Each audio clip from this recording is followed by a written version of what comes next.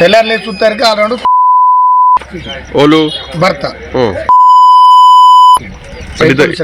ఇంతకుముందు ఏమైనా ఇళ్ళ మధ్య గొడవ గిట్ట ఉండే ఏం గొడవలు లేవు ఏం లేవు ఎట్లా జరిగిందో సంథింగ్ జరిగింది ప్రెగ్నెంట్ ప్రెగ్నెంట్ అమ్మాయి ప్రెగ్నెంట్.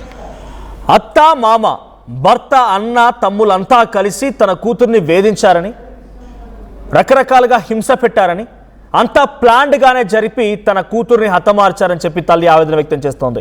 గర్భిణీ మహిళను కూడా చూడకుండా చాలా దారుణాతి దారుణంగా పాశవికంగా తనపై కత్తితో పొడిచి హతమార్చాడు భర్త. సో దీంట్లో అత్తామామ అంటే వైష్ణవి అత్తామామ హరిబాబు తల్లిదండ్రుల యొక్క హస్తం కూడా చాలా క్లియర్గా ఉంది. హరిబాబు ఆయన కుటుంబీకులు అంటే నాన్న తల్లి తర్వాత అన్నదమ్ములు కూడా దానికి సహకరించారని సో చాలా పెద్ద మొత్తంలో ఆరోపణలు గుప్పిస్తున్నారు.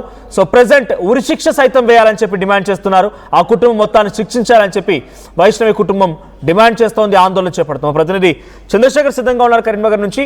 చంద్రశేఖర్, ఎటువంటి అప్డేట్స్ ఉన్నాయి? కోరుట్లలో యూట్యూబర్ వైష్ణవి మరణం ఇప్పుడు సంచలనంగా మారింది.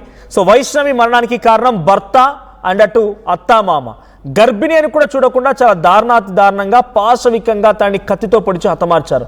ఈ ఘటనపైన కుటుంబీకులు ఏం చెప్తున్నారు? ఎంతకాలంగా ఈ వేధింపులు కొనసాగుతున్నాయి? వైష్ణవి ఎక్కడైనా ఎప్పుడైనా ఆ కుటుంబంతో ఈ రకంగా గొడవలు పడుతున్నారని చెప్పి లేదా చంపేస్తారు అని ముందుగానే హెచ్చరించారు అని చెప్పి షేర్ చేసుకుందా?